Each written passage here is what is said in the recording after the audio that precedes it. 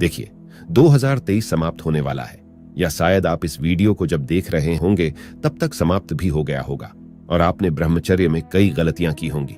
लेकिन मैं चाहता हूं कि 2024 से हम सभी ब्रह्मचर्य का नया संकल्प ले। तो उसके लिए मैं आज 3 बातें बताने वाला हूं। इसे समझना ब्रह्मचारी के लिए बहुत अनिवार्य होता है। पहला है कि ब्रह्मचर्य आखिर होता क्या है, क्योंकि अभी तक कई लोगों को यह भी नहीं पता।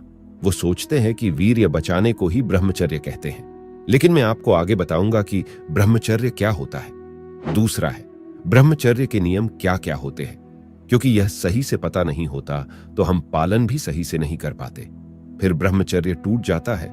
और तीसरा है कि ब्रह्मचर्य की शुरुआत कैसे होती है, क्योंकि नए साल 2024 में सही से समझकर एक बहुत अच्छे तरीके से शुरुआत करना है और अपने जीवन को एक नई दिशा देना है।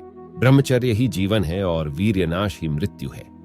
देश में ब्रह्मचर्य का कितना पतन हुआ है यह हम और आप सभी जानते हैं। हम भी आप सभी के बीच से ही है, इसीलिए हमें भी पता है कि वीर्यनाश के कैसे कैसे विचित्र विचित्र कृत्रिम उपाय निकाले गए हैं। 20-20, 25-25 वर्ष के नव युवकों के चेहरे पिचके हुए और यह इस उम्र में ही बूढ़े दिखाई देते हैं। अभी हम सबसे पहले ब्रह्मचर्य को समझते हैं कि आखिर ब्रह्मचर्य होता क्या है। तो इस बारे में सबसे पहले तो यह जान लो कि सिर्फ वीर्य रक्षण करना ब्रह्मचर्य नहीं कहलाता, लेकिन यह बात सत्य है कि ब्रह्मचर्य का यह बहुत विशेष हिस्सा है। लेकिन फिर पूर्ण ब्रह्मचर्य क्या होता है, तो इसके लिए जरा इसे समझो।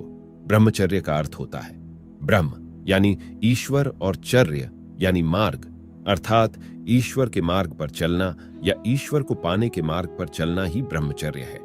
ईश्वर को पूर्ण हृदय से मानकर हर समय सिर्फ उनका ही चिंतन करना, किसी भी कार्य को करने से पहले ईश्वर को याद करना, यही ब्रह्मचर्य है। अब आप इसके लिए नाम जप करने का रास्ता भी अपना सकते हैं, या आप अपने कर्म को समझकर कि मुझे यह हासिल करना है या जन कल्याण के लिए यह कार्य करना है, या फिर आप जो भी करना चाहते हैं उस समय ईश्वर का स्मरण करना ही ब्रह्मचर्य है। और जो गृहस्थ जीवन में रहकर यह कार्य करते हैं, जैसे माता पिता की सेवा करते हैं या अपने परिवार का भरण पोषण करते हुए यह करते हो, तो आप ज्यादा सम्मानजनक बन जाते हो ईश्वर के लिए।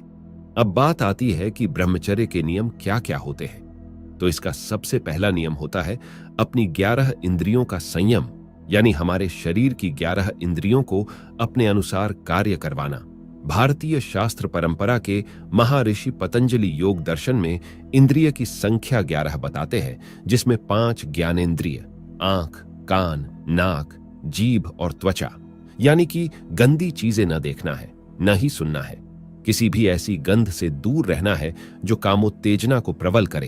तामसिक भोजन का सेवन नहीं करना है और बिना आवश्यकता के अपने आप को भी स्पर्श नहीं करना है। अब है 5 कर्मेंद्रिय, हाथ, पैर, मुंह, गुदा और लिंग। यह तो आपको पता होगा कि इन्हें कैसे नियंत्रण में रखना है।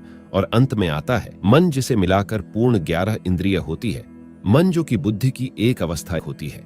अब इन 11 इंद्रियों पर संयम प्राप्त करने लिए सिर्फ हमें मन पर नियंत्रण करना होगा, यानी कि जो हमने बताया कि सभी तरह के विकारों से दूर रहना है, जैसे तामसिक भोजन, अश्लील फोटो या वीडियो, और सभी स्त्रियों और कन्याओं के प्रति मां या बहन का भाव रखते हुए उनके चरणों की तरफ देखना और अपने मन से सभी अश्लील विचारों को नष्ट करना।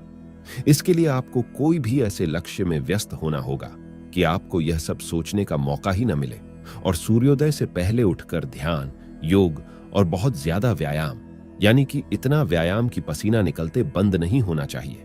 यदि आपने इन नियमों का पालन दृढ़ता से कर लिया तो आपका ब्रह्मचर्य नष्ट नहीं हो सकता। यदि एक भी नियम टूटा तो आपका ब्रह्मचर्य कब नष्ट हो जाएगा आपको पता भी नहीं चलेगा।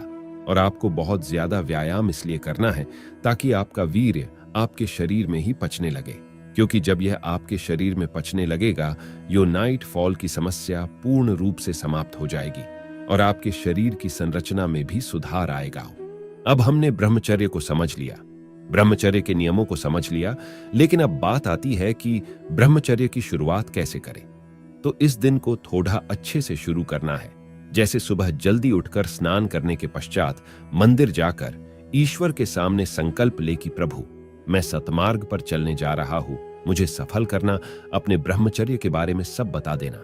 और तभी से हमने जो नियम बताए हैं उनका पालन करना प्रारंभ कर देना, पूरी आत्मा से अपने आप को ब्रह्मचारी मान लेना।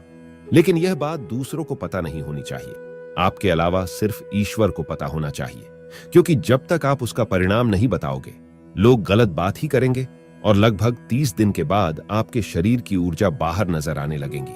और आप यदि हनुमान चालीसा का पाठ करना प्रारंभ कर दो तो आपसे प्रबल और शक्तिशाली दुनिया में कोई नहीं।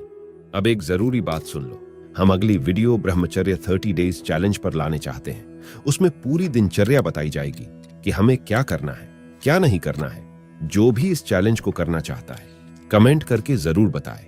इस वीडियो के लिए बस एक लाइक चाहता हूं, और यदि ब्रह्मचर्य के लिए कोई मोटिवेशन चाहिए या आपका मन स्थिर नहीं रहता तो इस वीडियो को जरूर देखें, डिस्क्रिप्शन में लिंक है।